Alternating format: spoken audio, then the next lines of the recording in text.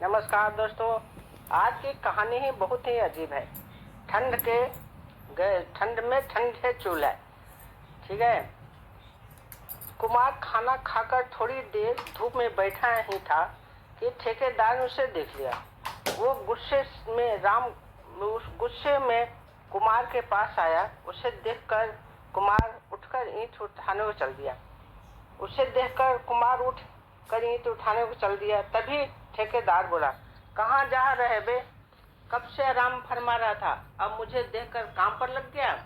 कुमार सकपका गया। वो बोला, नहीं मालिक, बस अभी खाना खाकर 2 मिनट धूप में बैठा था, बहुत ठंड है। ठेकेदार ने उसे घूरते हुए कहा, अगर धूप ही सेकनी है तो घर जाकर सेक। यहाँ काम करने आता है या धूप सेकने? तेरे आधे दिन के पैसे काटूंगा। कुमार को बहुत गुस्सा आया, लेकिन अपने परिवार के बारे में सोचकर बोला, मालिक, ऐसा जुर्म न करो, बच्चे भूखे मर जाएंगे। ठेकेदार को और गुस्सा आ गया, अबे, मैंने तेरे बच्चों का ठेका ले रखा है क्या? कल के मरते आज मर जाएं। अब पानी सिर से ऊपर जा चुका था। कुमार ने उधर उधर देखा। उसके हाथ के साथ के सारे मजदूर अपने काम में लगे थे, जैसे किसी ने कुछ सुना ही न हो। कुमार बोला, मेरे बच्चे के बारे में कुछ मत बोल, नहीं तो यही ईंट तेरे सिर पर दे मारूंगा। चल, मैं काम नहीं करता, ला मेरे साफ कर, आधे दिन के पैसे दे। ठेकेदार बोला, अच्छा, मुझे धमकी देता है, जा भाग जा। नहीं देता, पैसे जो करना है कर ले। कुमार को अपनी गलती का एहसास हो गया। अगर पैसे नहीं मिले तो घर में चूल्हा कैसे जलेगा? कुमार ने कहा, मुझे माफ कर दो, पर आधे दिन के पैसे तो दे दो। लेकिन ठेकेदार अपनी बात पर अड़ा था। कुमार बहुत गिड़गिड़ाया, लेकिन ठेकेदार ने उसे एक पैसा भी नहीं दिया। वो थक हार कर वापस घर की ओर चल दिया। शहर के बाहर एक छोटी सी झोपड़ी में उसकी पत्नी और उसकी बेटी रहते थे। आज वह घर पहुंचा तो पत्नी ने पूछा, क्या हुआ, बहुत परेशान हो और इतनी जल्दी काम पे से कैसे आ गए? कुमार ने कुछ नहीं कहा। वह बस इतना बोला, काम खत्म हो गया, कल से कहीं और काम देखना पड़ेगा। वो बाहर पड़ी टूटी सी खाट को धूप में खिसकाकर लेट गया। पास ही में बेटी खेल रही थी। जब उसका ध्यान अपने पिता पर गया तो वो उनके पास आई। बापू, तुमने कहा था कल बाजार चलेंगे, आज मैं भी आपके साथ चलूंगी। यह सुनकर पत्नी भी बाहर निकल आई। हाँ जी, आज जल्दी आ गए हो तो घर का राशन लेने चलते हैं। घर में कुछ भी नहीं है पकाने को, परसों सामान लाए थे, 2 दिन चल गया। कुमार सोच में पड़ गया। फिर वो बोला, मेरे पास पैसे नहीं है, ठेकेदार ने बेईमानी कर ली, मुझे आज पैसे ही नहीं दिए। पत्नी ने सिर पकड़कर बैठ गई। हे भगवान, अब क्या करेंगे, कहाँ से खाना पकाऊंगी? हम तो रहे, लेकिन बच्ची भूखी कैसे रहेगी? कुमार करवट लेकर लेट गया। उसके पास इस सवाल का कोई जवाब नहीं था। शाम होने लगी तो कुमार चारपाई को झोपड़ी के अंदर ले गया और एक पुराना सा कंबल ओढ़कर लेट गया। पत्नी बाहर बैठी थी। कुछ देर बाद बेटी को घर का ध्यान रखकर बोलकर चली गई। पास ही में उसकी एक सहेली रहती थी। वह उसकी झोपड़ी के पास पहुंची तो वह बाहर ही मिल गई।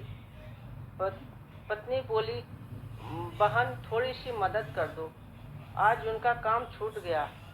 ठेकेदार ने पैसे भी नहीं दिए, घर में खाने को कुछ नहीं है, बच्ची के लिए थोड़ा सा खाना दे दो। सहेली बोली, अरे बहन, कोई बात नहीं, तुम राशन ले जाओ, जो जो सामान चाहिए ले जाओ, पका लेना और सब खा लेना। पत्नी बोली, नहीं बहन, बस बेटी के लिए दे दो, हम तो भूखे भी रह लेंगे। सहेली बोली, बहन, कब तक भूखे रहोगे? अब पता नहीं तेरे आदमी को काम कब मिलेगा, उससे वह जरा दिमाग ठंडा रखे, नहीं तो रोज चूल्हा ठंडा रहेगा। पत्नी को बहुत बुरा लगा। बहन, ऐसी क्या बात हो गई तो तुम ऐसे बोल रही हो? वो सहेली ने कहा, राशन का सामान एक थैले में डाला और फैला पत्नी को पकड़ाते हुए बोली, बहन मैं तेरी सहेली हूँ, मेरी बात का बुरा मत मान। आज तेरे आदमी ने ठेकेदार से लड़ाई कर ली, उसे ईंट मारने की धमकी दी, तभी उसने उसे भगा दिया। मेरे आदमी ने बताया वहाँ काम खत्म नहीं हुआ है। पत्नी वहीं बैठ गई। हे भगवान, अब क्या होगा? ये तो कह रहे थे काम खत्म हो गया। मैंने सोचा ठेकेदार सारे मजदूरों को कहीं और लगवा देगा।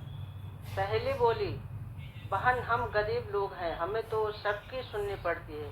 ठेकेदार मेरे आदमी को भी रोज गाली देता है, लेकिन वह सुनना पड़ता है। पत्नी बोली, कुछ नहीं। पत्नी कुछ नहीं बोली, राशन लेकर सीधे घर आ गई। आज उसे अपने पति पर बहुत गुस्सा आ रहा था। उसने खाना बनाया और कुमार से कहा, चलो खाना खा लो। कुमार उठकर बैठ गया और बोला, राशन कहाँ से आया? तू तो कह रही थी घर में कुछ नहीं है। पत्नी ने कहा। पत्नी को गुस्सा आया और तेज हो गया। वो बोली, भीख मांग कर लाई हूँ, तुम तो लोगों के ईंट मारो, मुझे तो अपनी बच्ची के लिए भीख मांगनी पड़ेगी। सहेली से मांग कर लाई हूँ। कुमार को भी गुस्सा आ गया, बोला, कोई मेरी बच्ची को मरने के लिए बोलेगा तो उसका सिर फोड़ दूंगा। पत्नी ने यह सुना तो वह पूछने लगी कि क्या बात थी।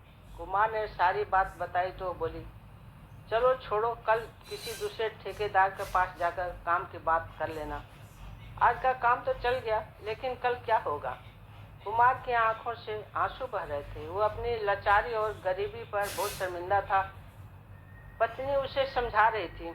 कुमार बोला, अब गांव में कितने सुखी हम गांव में कितने सुखी थे। सूखी रोटी मिलती थी, लेकिन पूरे गांव में इज्जत थी। यहाँ शहर में बेइज्जती भी होती है, मेहनत भी ज्यादा करनी पड़ती है और पैसे भी कम मिलते हैं, ऊपर से महंगाई। पत्नी बोली, मैं तो पहले ही कह रही थी यहीं रहते हैं, आप ही को लग रही थी शहर में जाकर ज्यादा पैसे कमा लोगे। कुमार चुपचाप खाना खाकर सो गया। पत्नी ने भी खाना खा लिया था, लेकिन पत्नी के हलक से एक निवाला भी नहीं उतर रहा था।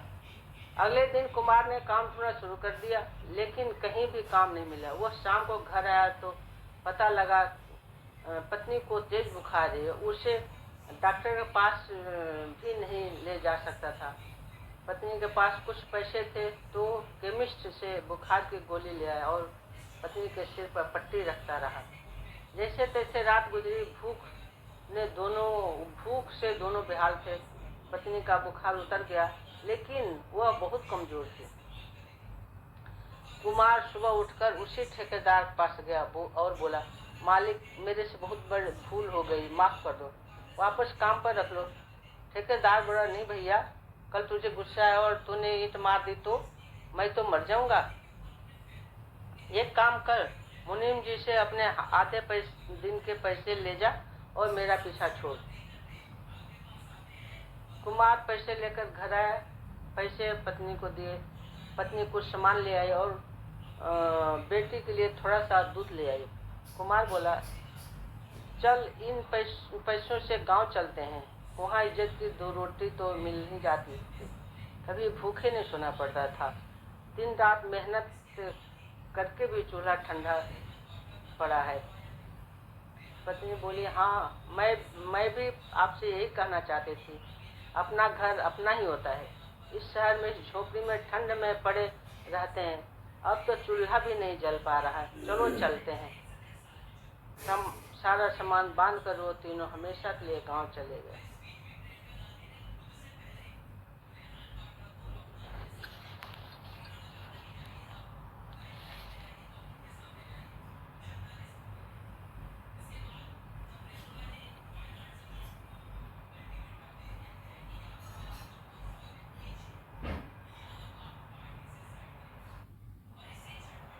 नमस्कार दोस्तों, आज की कहानी ही बहुत ही अजीब है। ठंड में ठंडे चूल्हा, ठीक है। कुमार खाना खाकर थोड़ी देर धूप में बैठा ही था कि ठेकेदार ने उसे देख लिया। वो गुस्से में कुमार के पास आया। उसे देखकर कुमार उठकर ईंट उठाने को चल दिया। तभी ठेकेदार बोला, कहाँ जा रहे बे?